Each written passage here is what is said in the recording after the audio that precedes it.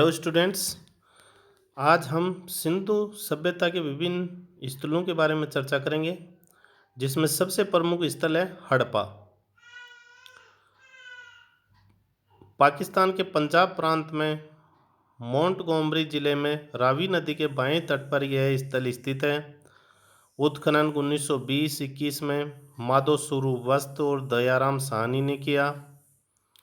Piggott ने हड़प्पा व मोहनजोदड़ो को सिंधु सभ्यता की जुड़वा राजधानी कहा। हड़प्पा का पश्चिम टीला उत्तर से दक्षिण की ओर 400 मीटर तथा पश्चिम से पूर्व की ओर 196 मीटर स्थित है, जिसे माउंट एबिका नाम से जाना जाता है। दुर्ग क्षेत्र का निर्माण 20 से 25 फीट ऊंची कच्ची ईंटों से निर्मित पीठिका या चबूतरे पर किया गया है। हड़प्पा की इस गड्डी के समीप श्रमिक आवास के अवशेष मिले हैं, जो कि साथ साथ की दो पंक्तियों में स्थित है। यहाँ की सर्वाधिक विशाल इमारत अन्नागार है, जहाँ पर विशाल मात्रा में अन्न इकट्ठा किया जाता था, जो 6 की दो पंक्तियों में स्थित है, जिनमें प्रत्येक का माप 15.24 इंटू 6.10 मीटर है। अन्नागार का प्रवेश द्वार नदी की ओर खुलता था। श्रमिक आवास के पास 16 धातु गलाने की भट्टियां भी प्राप्त हुई, जो कि गोलाकार हैं व जिनमें राख व चारकोल के साक्ष्य भी प्राप्त हुए हैं। पास ही अन्न कूटने के 18 वृत्ताकार चबूतरे भी मिले हैं। प्राप्त अन्य वस्तुओं में मिट्टी के बर्तन, चकमक फलक, तांबे का दर्पण, लगभग 800 मोहरें, 891 अभिलेखित साक्ष्य, आभूषण भरा कलश, से का बना बेल, चूड़ीदार पायजामा पहने पुरुष प्रतिमा, मनकों का हार, ताम्र निर्मित बैलगाड़ी, कांस्य की छड़ी, पत्थर की सिर विहीन पुरुष प्रतिमा, नटराज की मुद्रा में 23 ताबीज,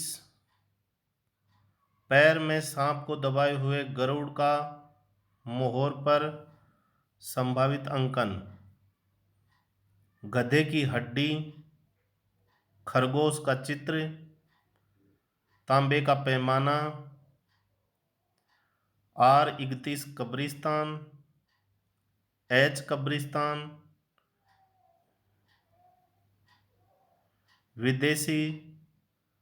विदेशों की ताबूत में कब्र, प्रसादन केस आदि प्राप्त हुए हैं।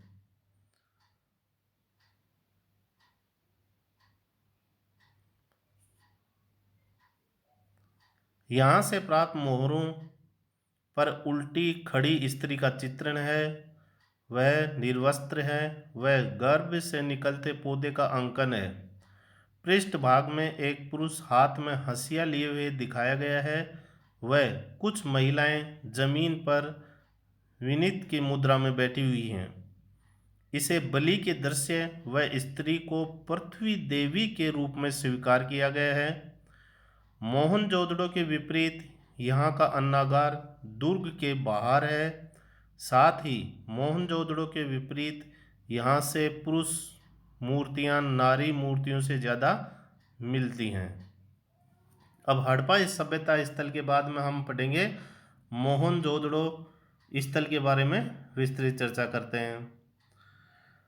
इसके टिले पर कुषाणकालीन बौद्ध स्तूप के अवशेष मिले हैं, जिसका मूलतः राखलदास बनर्जी उत्खनन कर रहे थे। यद्यपि प्रथम उत्खनन 1922 ईस्वी में राखलदास बनर्जी द्वारा किया गया, पर बाद में मार्शल ने 1923 से 30, मैके ने 1927 से 31, व्हीलर ने 1930, डेल्स ने 1964 से 66 में किया। यहाँ से सभ्यता के 7 चरण मिलते हैं, जिनमें अधिकांश सिंधु सभ्यता से संबंधित हैं।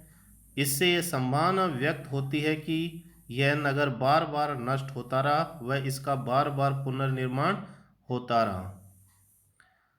यहाँ की उल्लेखनीय व विशिष्ट संरचना विशाल स्नानागार है जो 39x23x8 फीट है। स्नानागार के पश्चिम में यहाँ की सर्वाधिक विशाल इमारत अन्नागार के अवशेष मिले हैं जो पूर्व से पश्चिम की ओर 45.72 मीटर व उत्तर से दक्षिण की ओर 22.86 मीटर है। इसे अन्नागार नाम व्हीलर द्वारा दिया गया। स्नानागार के पूर्वोत्तर में राजकीय पुरोहित आवास के अवशेष मिले हैं। यहाँ की अन्य महत्वपूर्ण इमारत सभा भवन है जो प्रत्येक दिशा में 40 फीट है व 20 स्तंभों पर आधारित है जो 5-5 की 4 कतारों में है व बैठने के लिए चौकियों की व्यवस्था की गई। निचला टीला दुर्गीकृत नहीं है पर व्यवस्थित ढंग से आवासित है। सड़कें उत्तर से दक्षिण व पूर्व से पश्चिम एक दूसरे को इस प्रकार काटती हैं कि संपूर्ण नगर क्षेत्र आयताकार व वर्गाकार खंडों में विभक्त हो गया है। विकसित जल निकास प्रणाली, स्नानागार, पाश्चात्य ढंग के शौचालय, ऊपरी मंजिल पर जाने के लिए सीढ़ियाँ आदि भी यहाँ से प्राप्त हुई हैं। प्राप्त वस्तुओं में 1398 अभिलिखित साक्ष्य, 1200 मोहरें, सैलखड़ी प्रस्तर से निर्मित मानव मूर्ति, चूना पत्थर से निर्मित पुजारी का सिर,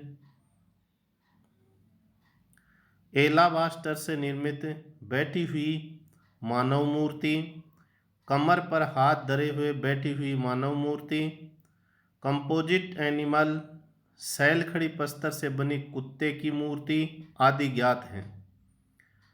कांस्य नर्तकी जिसे कला का सर्वोत्तम प्रतीक माना गया है वह सांचे में ढालकर बनाई गई थी, यहीं से प्राप्त होती है। अन्य वस्तुओं में रजत पात्र में लिपटा वस्त्रखंड, ऊपरी सतह से घोड़े के अस्थिपंजर,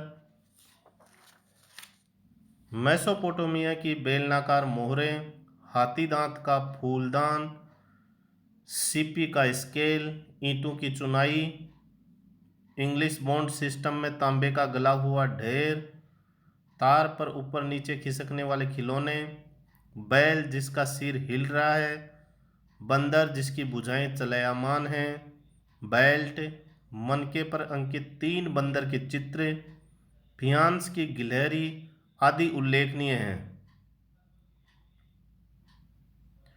यहाँ से उत्खनन में शिलाजीत के अवशेष भी प्राप्त हुए हैं। अनुमानित जनसंख्या 35 से 42 हजार मानी गई है। नगर में प्रवेश द्वार उत्तर से दक्षिणी की ओर है। अन्नागार में 27 खंडों में विभक्त चबूतरे के अवशेष मिले हैं। यहाँ गोल स्तंभों का सर्वथा अभाव है। अब हम सिंधु सभ्यता के तीसरे स्थल धोलावीरा के बारे में चर्चा करते हैं।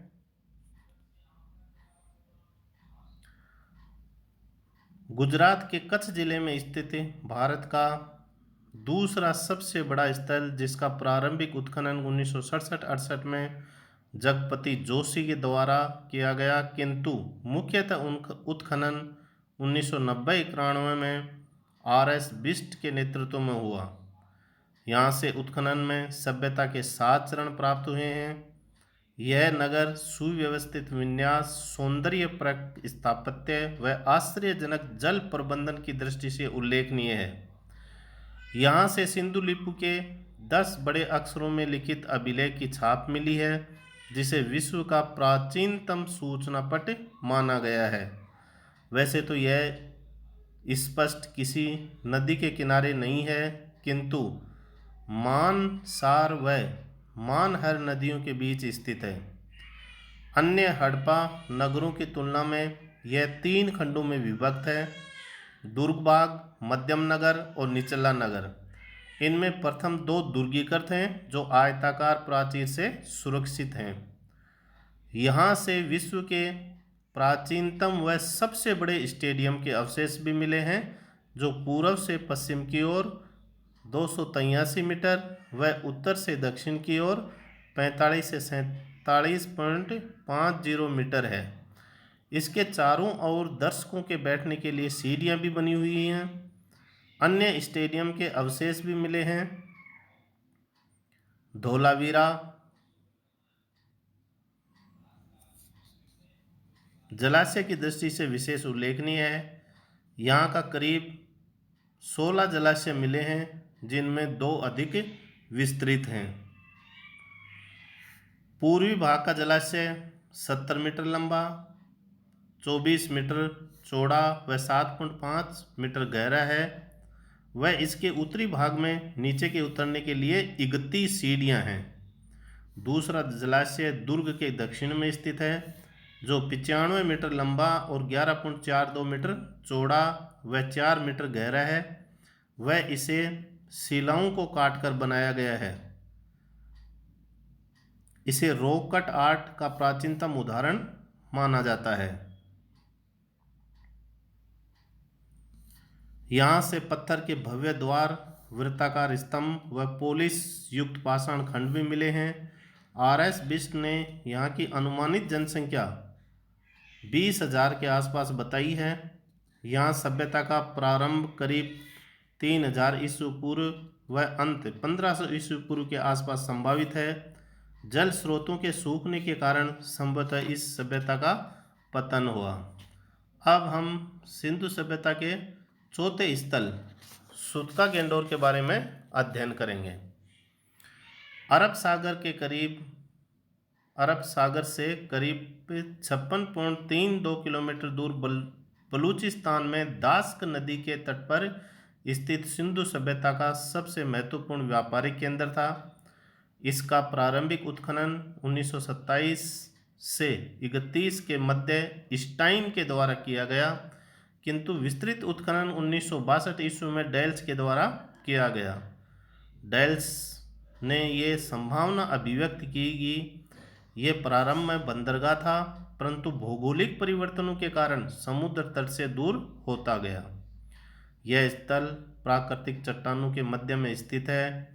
समुद्र तट पर स्थित होने के कारण इसकी सिंधु सभ्यता व मेसोपोटामिया के मध्य व्यापार में अहम भूमिका थी। अब हम सिंधु सभ्यता के अगले स्थल बनवाली के बारे में चर्चा करते हैं। बनवाली हरियाणा के फतेहाबाद जिले, पहले हिसार जिले में था, में घग्गर नदी के दाएं तट पर स्थित है, जिसका उत्खनन 1974 से 77 के मध्य आर.एस. बिष्ट के द्वारा किया गया। बाद में 1983-84 ईस्वी में भी इसका उत्खनन किया गया। यहाँ से पूर्व हड़प्पा व हड़प्पा दोनों संस्कृतियों के अवशेष प्राप्त हुए हैं। यहाँ का दुर्ग भाग नगर भाग की प्राचीर के अंतर्गत ही स्थित है। नगर प्राचीर के पूर्वी भाग में भव्य द्वार के प्रभाव भी मिले हैं। एक अर्धवर्ताकार ढांचा भी मिला है, जिसे संभावित मंदिर माना गया, लेकिन सिंधु सभ्यता के अंतर्गत मंदिर के अवशेष प्राप्त नहीं हुए। इसके अलावा यहाँ मिट्टी से बना हुआ हल्का नमूना, उन्नत किस्म के जौ, सड़कों पर बैलगाड़ी के पहियों के निशान, अग्निवेदिकाएं, मकानों पर मिट्टी के लेप आदि के भी साक्ष्य प्राप्त हुए हैं। जल निकास प्रणाली का अभाव व ताम्र का सीमित प्रयोग भी यहाँ से ज्ञात होता है। धन्यवाद।